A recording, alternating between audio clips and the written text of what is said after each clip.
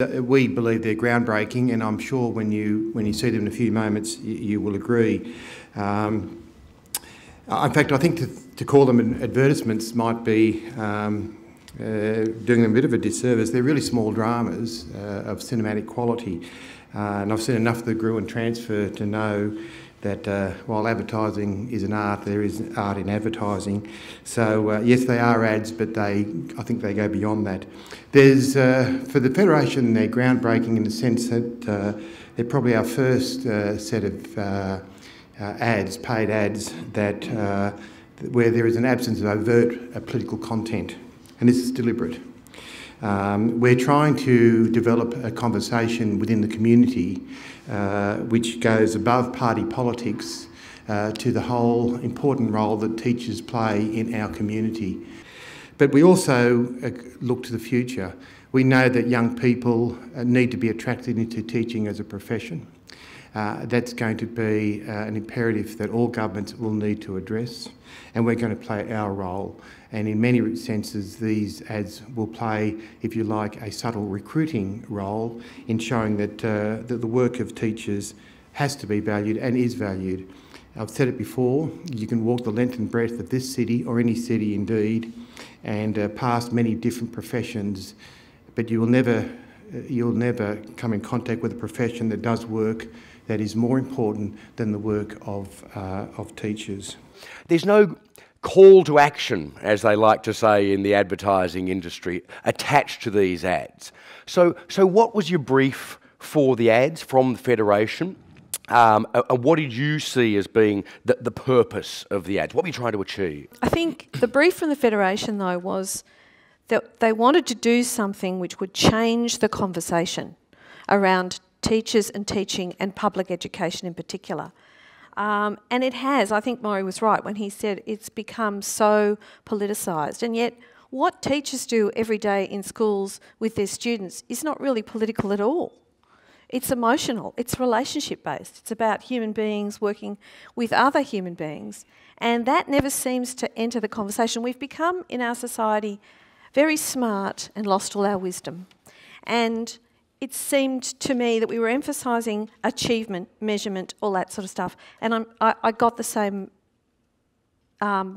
feeling from the Federation. And what they wanted to do was to do something to change the way people talked about teachers and teaching, and I think really importantly how teachers felt about their own profession and themselves and what they do every day.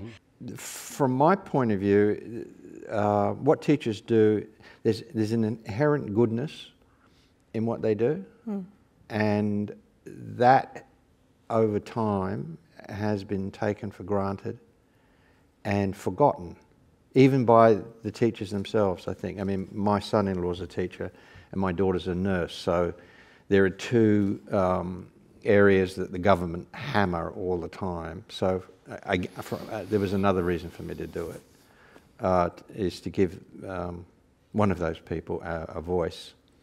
And I wanted it to be a truthful voice. So it seems to me that there are a few potential, targets of this ad. Yeah. Number one is the teachers themselves. This is a big pat on the back to teachers to say, we value you, what you do is important. Number two is the general public, to say, come on, have we all forgotten how integral teachers are to the development of our society, and particularly our young people. And number three, people who are potential teachers. Mm. Now, do you feel in Australia that the profession has been either taken for granted or run down so much that there is no longer such an urge to be a teacher in Australia? Oh, I know it. I mean, Ray's son-in-law is a teacher, my daughter is a teacher, my niece is a teacher, my sister is a teacher. I get how teachers feel about the way they're talked about, written about, etc., all the time in my ear constantly. And I know that my daughter's had situations where young people have said to her things like, oh, you're a public school teacher. Oh, weren't you smart enough to do something else? Yeah, right. There is real denigration out there, and that is so destructive. In fact, and to a large extent, it's the political conversation that has created that.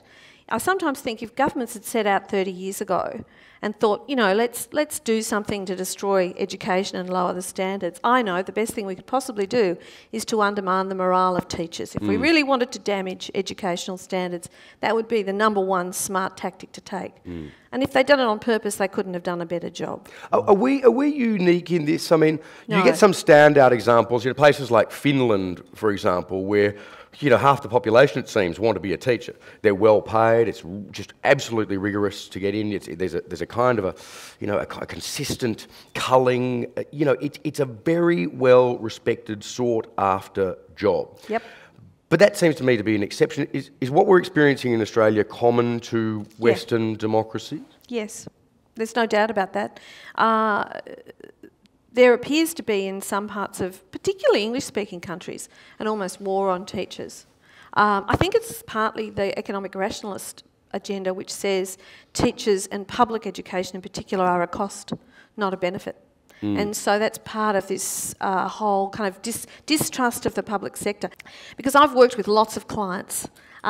Most of them are commercial clients, obviously. Private enterprise, which apparently is supposed to be unbelievably efficient and amazing, you know, and does everything better than everyone else. I've never had a better client than the Teachers Federation. They leave every private company I've ever worked for crying in the dust in terms of leanness of leadership, ability to get to the decision makers and get a decision, and just a clear idea of what their purpose is and what they're trying to do with their communications. They could teach the marketing departments of Coke and McDonald's one heck of a lesson, and I've worked on both of them. So They also put their hands up when they want to say something. so it's always very good, and give you an apple. When we think about your films, your big screen films in the past, you know, as mentioned, Bliss, Lantana, Jindabyne, quite often they're very much about the ways in which people interact and the difficulties that people have interacting honestly with each other. Questions of trust. You know, did you feel that you could bring that sort of wealth of both cinematographic and emotional experience from those films to this project? Yeah, I mean, you know, there's I guess an old discipline. You need some sort of conflict to involve people. If everything's rosy, well, nobody's interested. So that's why television is what it is, and the newspapers are what they are. But you know, there is in these stories a conflict. You know, there's an anxiety that the boy has, similar for the young woman who's approaching a teacher, may have forgotten her, and you know, just working on those things. But in general, that's why originally I took them to the Federation to see this film. I took them to see Monsieur Lazare. I don't know whether you've seen it, but it is about a teacher who isn't a teacher. You know, there are just inherent stories that teachers have. And I just wanted to make sure that the Federation wanted to tell those stories in an honest way, because I can't function in an environment unless I'm encouraged. And as Jane said, they were fantastic. I think they're just, and it's a credit to the union, they're just incredibly sophisticated communication at the highest level of any sort of communication on the media. It's just so sophisticated, and it really does take the high road. The fact that it isn't political, it is inspiring, it does remind you about that inherent goodness. I think it's fantastic, and I'm really proud to be part of it. Yeah. So then, backing up the ads, we have the website, we have the Facebook, Twitter campaigns, etc. In any of that, or possibly in subsequent iterations of this campaign, do we or will we hear directly from teachers themselves? Yes, very much so.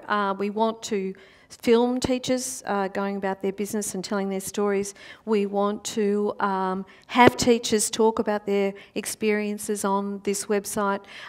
We particularly want members of the community, students, you know, to have input as well and tell their stories about teachers. We want to start a conversation which is about the fantastic difference teachers make and how good a job teaching still is. I would hope that it would change the conversation in the long run, not just in the community, but also between politicians, departments, and the whole political class, if you like, in the way they talk about teachers, what they do, what education and learning actually means, and what happens in our schools.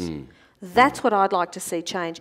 And somebody had to take the leap above. The sort of awful, nasty, adversarial, nitpicking, bullshitty, nonsensical conversation that's been going on for so long. And I congratulate the Teachers Federation from the bottom of my heart for being the people who are prepared to do that.